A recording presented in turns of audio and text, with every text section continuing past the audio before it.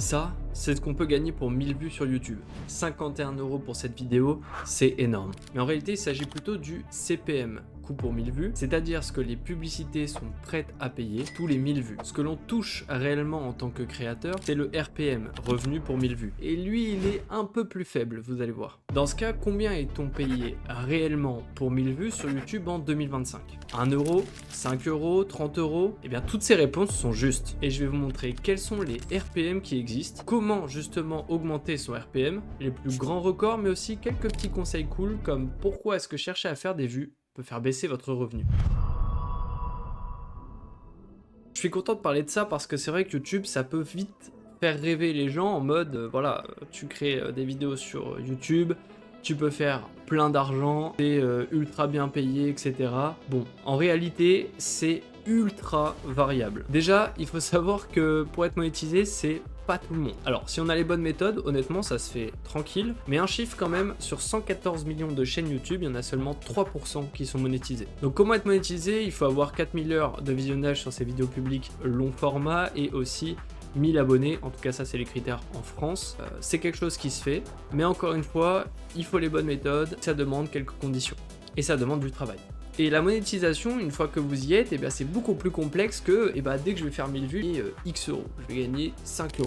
Non, en fait, c'est un chiffre qui va beaucoup varier. Et justement, je vais tout vous expliquer de A à Z, et je suis sûr que vous allez apprendre des trucs que vous n'avez jamais entendus. Alors, pour faire une fourchette un petit peu très grossière, en 2025, le RPM, actuellement, il se situe majoritairement entre 20 centimes pour 1000 vues et 25 € pour 1000 vues. Donc déjà, on peut se rendre compte que pour une fourchette, c'est quand même une fourchette assez large parce que 25 €, c'est quand même 100 fois les 20 centimes. Et parfois, ça peut aller même beaucoup plus haut, le RPM. Là, je vous montre justement un screen. C'est une chaîne YouTube avec qui je travaille depuis sa création. On peut voir que d'une vidéo à l'autre, le RPM peut juste quadrupler. Mais alors pourquoi du coup? Donc déjà, première chose que beaucoup savent, c'est que ça dépend vraiment du type de contenu que vous faites. Typiquement, les chaînes gaming, on est souvent en moyenne à 70 centimes, 2 €. Tout ce qui est finance, investissement, tout ça, on peut être entre 12 et 25 €. Justement, c'est une chaîne finance avec laquelle je travaille. Tout ce qui peut être vlog, divertissement, on est entre 1 et 5 €. Et enfin, les shorts, c'est très régulièrement en dessous de 1 €. On va y revenir sur ça. Alors on peut noter quand même quelques records dans l'RPM, comme je vous le disais, on peut largement le dépasser, comme on peut aller en dessous. Et déjà le premier record, c'est déjà pour ceux qui ont des RPM les plus bas possibles, et c'est ceux qui cumulent vraiment des facteurs qui vont être très négatifs pour la rentabilité. Typiquement des vidéos ASMR dans un pays comme l'Inde, c'est là où vous pouvez avoir des RPM de 5-6 centimes pour 1000 vues. Extrêmement faible, ça vient du pouvoir d'achat du pays, mais aussi du contenu de l'ASMR qui généralement indique une audience qui dort. C'est donc le type de contenu qui est le plus faible en termes de RPM.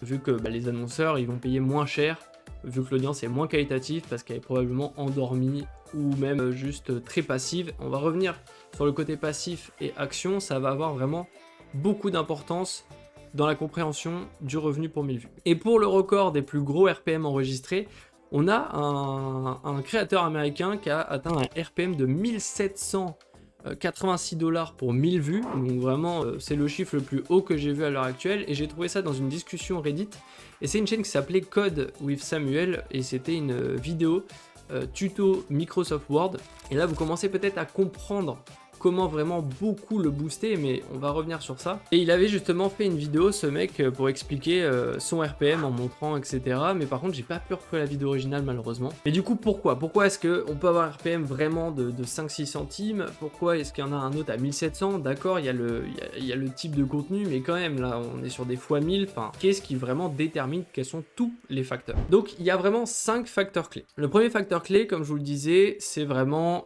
la typologie du contenu, la niche du contenu. Est-ce que vous allez être vraiment en finance, immobilier, tech, tout ça, ou est-ce que vous allez être plutôt dans les pranks, l'humour, la musique, où là on aura des RPM plutôt faibles. Ça en fait, déjà ça détermine en fait ce pourquoi votre audience est sur la vidéo. Et du coup, ça détermine aussi une typologie d'audience. C'est-à-dire que la typologie du contenu amène à une typologie de l'audience. Ensuite, les annonceurs, eux, combien est-ce qu'ils sont prêts à payer pour ce type d'audience? Pour déterminer du coup ce type d'audience, il y a effectivement la niche qui l'intéresse, mais c'est pas complet parce que une même personne peut très bien être intéressée par des sujets de finance comme des sujets peut-être plus humour, cette personne, elle peut autant intéresser des annonceurs dans la finance que des annonceurs dans d'autres domaines.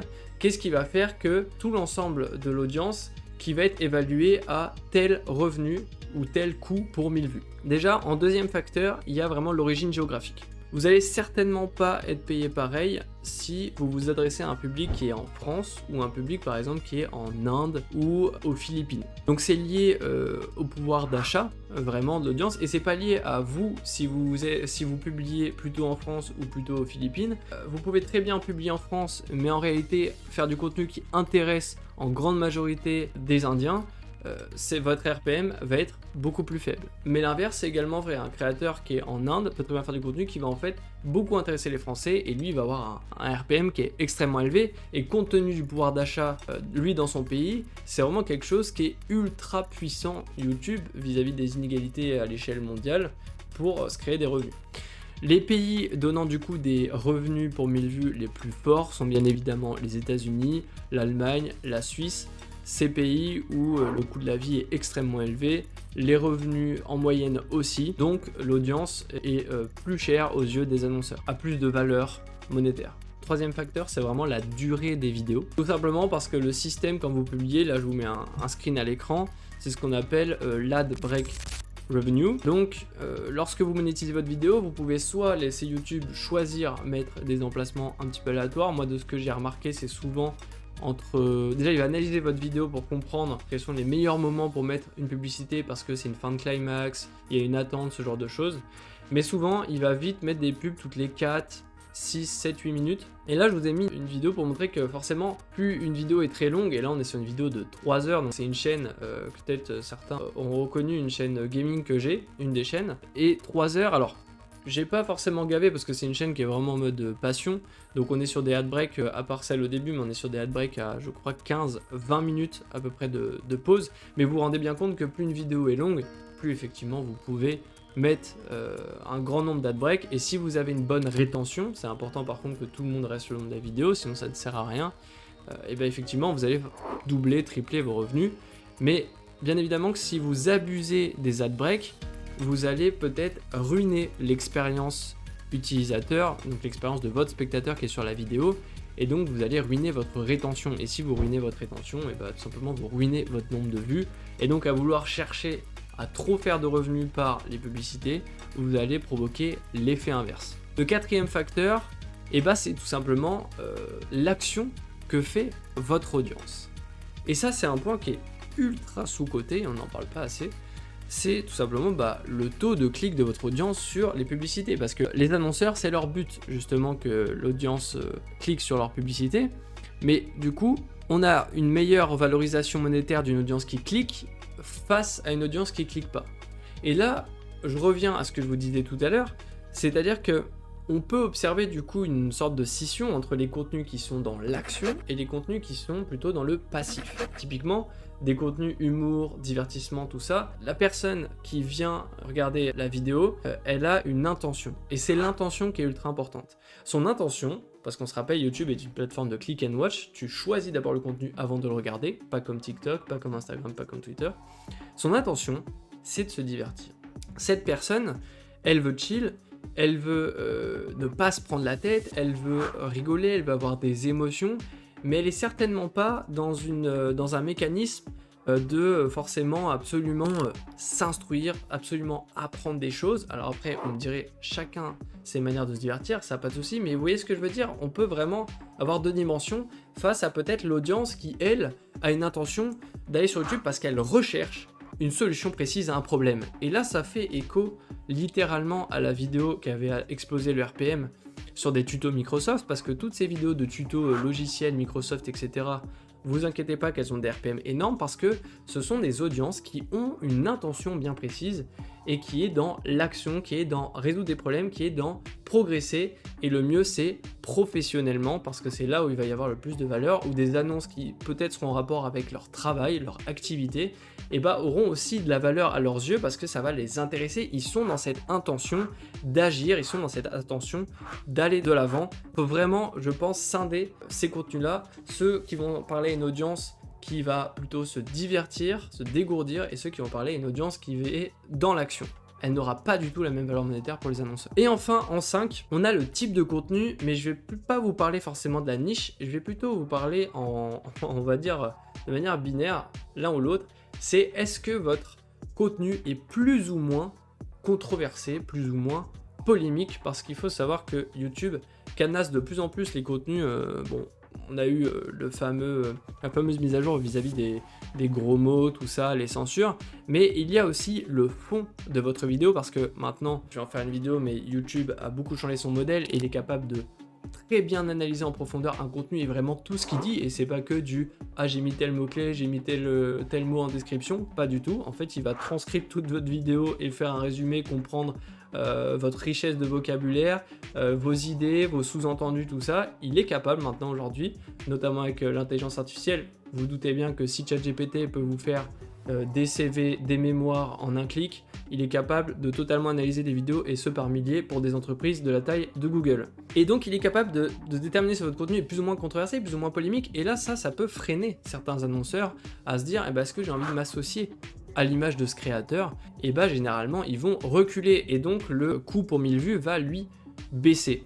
Et là ça refait encore une fois écho à vouloir, cette phrase, à vouloir chercher trop les vues, parce qu'aujourd'hui beaucoup de créateurs qui sont dans cette volonté d'absolument chercher les vues, et bah du coup se penchent vers le côté obscur de la polémique, de la controverse, parce que forcément ça fait beaucoup plus cliquer, ça fait beaucoup plus aussi réagir, donc ça augmente la rétention, les gens réagissent en commentaire, donc les spectateurs regardent les commentaires, mais du coup ils restent beaucoup plus sur la vidéo. Vous pouvez avoir des annonceurs qui vraiment vous disent bah c'est non, et donc le RPM peut vraiment baisser, voire même en fait sauter. Voilà, il y a des vidéos qui sont jugées trop controverses et la monétisation saute, pas que pour des problèmes de droits d'auteur.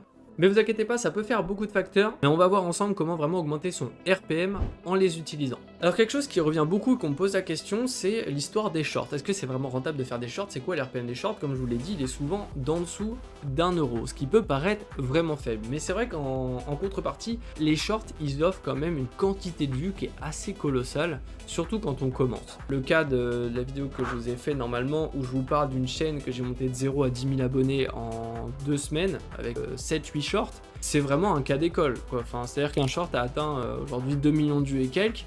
C'est parce que c'est des shorts. Si j'avais adapté le contenu en format long, je pense certainement pas que j'aurais eu cette croissance-là, clairement. C'est quelque chose qui marche bien pour la quantité de vues. Maintenant, c'est vrai que l'RPM, il est souvent autour de 1 centime à 20 centimes. Et la grosse moyenne qu'on voit généralement, c'est 6-7 centimes. Là, il commence un petit peu à essayer d'augmenter ce RPM YouTube, mais c'est pas quelque chose qui va vous garantir un revenu vraiment direct. Par contre, ça vous permet de croître votre audience, et ça peut indirectement du coup croître vos revenus. Donc c'est en ça que c'est intéressant. À noter une chose que peu de gens parlent actuellement en francophonie, mais c'est l'histoire des contrats avec des maisons liées à des musiques. Il est possible, sous certaines conditions, si votre chaîne fait pas mal de vues, d'abonnés, etc., de faire des partenariats pour promouvoir des musiques dans vos shorts qui font beaucoup de vues, et là vous allez toucher des royalties qui sont beaucoup plus élevés que les shorts. J'ai vu des chiffres qui tournaient autour de 60 à 70 cents, donc les centimes dollars, pour 1000 vues, ce qui commence à être assez colossal pour les shorts, parce que dans le cas de la chaîne où j'ai fait 7-8 shorts, il y en a un à 2 millions de vues, ça nous fait quand même vite du 1200-1400 dollars, donc équivalent 1002 euros. C'est quand même assez colossal, mais j'ai entendu dire que YouTube était un petit peu en train de patcher tout ça, donc je vous laisserai faire vos recherches. Je peux faire une vidéo si ça vous intéresse aussi, dites-le moi. Et enfin, juste avant de voir comment du coup bien optimiser et augmenter son RPM, on va voir tout simplement comment augmenter ses revenus. J'ai commencé à le sous-entendre avec les shorts, mais il faut comprendre aujourd'hui que les créateurs de revenus, notamment les gros créateurs de revenus, vous en doutez, ne tirent pas du tout la majeure partie de leurs revenus de AdSense, de la YouTube Money comme on dit. Il y a les fameux sponsors, comme vous pouvez le voir dans les publicités des créateurs, ça peut aller de 500 à 50 000 euros. Parmi les gros créateurs français, on est sur des sponsors qui régulièrement sont à 6 chiffres. C'est des infos qu'on a régulièrement de l'intérieur, mais ça demande d'avoir une énorme audience. Autre type de revenu qui revient souvent, c'est ce qu'on appelle l'affiliation. Donc vous êtes en train de promouvoir à travers votre vidéo un produit, quel qu'il soit, via souvent c'est Amazon ou peut-être une banque, des applications, etc. Et c'est par le clic de votre audience qui va ensuite s'inscrire ou acheter des produits et que là vous avez une rétro-commission. On a aussi tout simplement les produits physiques, hein. Les créateurs qui lancent des marques de vêtements, on en a vu plein, beaucoup se sont fracassés d'ailleurs. Il faut quand même que ça corresponde à qui vous êtes, quelle image vous envoyez et qui est votre audience. C'est ultra important avant de vouloir faire des business comme ça. On l'a vu avec les burgers, les restaurants, tout ça. Les produits aussi non physiques, les produits numériques, typiquement les fameux e-books ou encore les formations à laquelle il faut faire attention. Il y a énormément de dérives. Les formations type pyramidale où ça finit en Ponzi parce que ça n'a pas de valeur, mais tout ce qui est je vous vends ma formation qui vous aidera à vendre cette même formation à d'autres gens, ça ne crée pas de valeur. Ça transmet juste de l'argent aux premiers qui ont proposé cette formation jusqu'à ce que les nouveaux entrants puissent plus rémunérer les anciens et la pyramide tout simplement éclate. Donc ça, faire très attention à ces dérives là, il y a de toute façon sur internet, c'est aussi la nature même d'internet à la base quand ça a été créé. Mais vous pouvez aussi retrouver des coachings, du consulting et il peut y avoir aussi de bonnes choses. Le tout est de savoir lesquelles et c'est ça la vraie difficulté. Et donc enfin, si on revient à cette monétisation directe de YouTube, comment est-ce qu'on peut du coup maximiser, comment est-ce qu'on peut faire peut-être un x5, un x10 sur son RPM si on a un RPM faible, hein, bien évidemment. Si on a un RPM qui est déjà autour de 10 €, honnêtement on peut l'augmenter mais on peut pas faire non plus de la magie, c'est déjà un très bon RPM. Il faut savoir que la niche ne fait pas tout. Choisir une niche premium, c'est sûr que ça va vous aider, ça vous donne une base, c'est vraiment un petit peu le socle de votre rémunération. Donc vous pouvez déjà choisir une niche qui est un petit peu plus premium, mais vous pouvez très bien partir d'une base qui a une rémunération peut-être plus faible, mais aller chercher une meilleure audience. Pour ça, vous pouvez créer des vidéos qui sont plus engageantes et plus longues. On le voit par exemple avec une tendance qui prime de plus en plus grâce au fait que YouTube avec son nouveau langage est capable d'analyser la qualité des vidéos. Il y a des vidéos qui commencent à sortir où il n'y a plus vraiment de montage, ou en tout cas un montage très simple, mais des vidéos un peu plus longues où la personne vraiment délivre de la valeur, de la valeur, de la valeur. Donc plutôt de mettre le curseur sur la valeur et non la forme, comme on a pu le voir au cours de ces dernières années, de vouloir absolument faire des grosses edits avec des gros effets, des gros wow, etc. MrBeast en fait une overdose finalement du full edit, du gros montage, de l'hyper-production, etc. Et maintenant c'est vrai que on voit des contenus qui percent, qui sont beaucoup plus simples, et je parle pas que dans tout ce qui est niche business, etc. Mais je parle aussi dans le divertissement, notamment des gens qui refont des sketchs un petit peu à l'ancienne. J'ai vu passer des sketchs un peu comme à l'ancienne Cyprien, je prends comme ça, qui était justement dans cette dynamique du montage beaucoup plus simple, mais plus du coup dans les idées. Et on voit comme ça régulièrement des gens qui pop, ou même des gens qui juste parlent. Je pense à la vidéo le problème de ma génération, ou le message que j'aimerais dire à ma génération. Pareil, où là c'est plutôt de la motivation, c'est plutôt un partage d'idées, etc. Donc vraiment dans tous les domaines, on a ce retour à la valeur, la qualité, avant peut-être la forme, et je trouve que ça fait du bien, et c'est ce qui vient aussi augmenter le RPM. Ensuite évidemment il faut penser à l'âge de l'audience. C'est encore quelque chose que j'avais pas dit jusque là, mais qui était assez implicite je pense. C'est que effectivement il faut, si vous voulez vraiment avoir un meilleur RPM, aller chercher une audience qui est parmi la population active, mieux valorisée par les annonceurs en termes monétaires, c'est assez évident. Je dirais aussi en 4, et ça encore une fois c'est assez implicite de ce qu'on a dit jusque là, mais c'est de bien travailler son watch time. Parce que effectivement, ça sert à rien de faire une vidéo qui est très longue, de mettre plein de pubs, comme je vous l'ai dit. Si vous ne travaillez pas votre watch time et que votre audience n'est pas embarquée dans votre histoire, elle ne va pas voir, déjà de 1, elle ne va pas voir toutes ces publicités, même si, comme je vous l'ai dit, n'en abusez pas, vraiment privilégiez la qualité de votre contenu et l'expérience utilisateur, c'est ultra sous-coté et c'est ce qui peut honnêtement vous démarquer, même si dans tous les cas, vous devez en mettre dans le sens où YouTube en met, même quand vous n'êtes pas monétisé. Donc autant que une partie vous revienne, surtout que cette partie est assez faible, mais la partie qui vous revient entre RPM et CPM, on est à peu près à 40% de revenus pour vous et 60% pour YouTube. Donc travaillez votre storytelling pour de 1, déclencher plus de revenus via les pubs, mais de 2, du coup avoir de meilleures métriques qui font que vous allez engranger plus de vues et donc plus de personnes qui vont voir aussi vos publicités. Vous voyez donc que travailler sa rétention est en fait un effet boule de neige, totalement, parce que ça va en brut créer plus de vues sur vos pubs et indirectement créer plus de vues qui vont créer plus de vues sur vos publicités. Et enfin, je terminerai quand même sur un aspect qu'on parle rarement, mais c'est la fiscalité. Parce que, donc moi je vais prendre le cas en France, mais intégrez bien la fiscalité, ne vous dites pas que vous avez gagné 3200 € de revenus les 28 derniers jours. ça va aller dans votre poche, notamment en France où, bon déjà, soit vous avez une société, soit vous êtes en auto-entreprise. Si vous avez une société, bon ça dépend vraiment de votre régime, de votre façon de faire, etc. Parce que vous serez imposé surtout sur le bénéfice. Mais il y a aussi l'histoire de la TVA, parce que par exemple si vous êtes en auto-entreprise et que vous faites un chiffre d'affaires qui est inférieur à 36 000 euros et quelques, en tout cas à l'heure où je parle, vous ne payez pas la TVA, vous n'êtes pas obligé de la reverser, et donc effectivement, quand YouTube va vous verser 1000 euros, et bah c'est 1000 euros qui vont aller sur votre compte, après vous payez l'URSSAF, mais voilà, vous avez votre revenu net. Alors que quand vous dépassez ce CA des 36 000 euros, et bah vous devez, sur ces 1000 euros, reverser 20% de TVA et ensuite payer l'URSSAF sur le restant. Donc vous voyez que tout de suite, ça commence à très vite à réduire.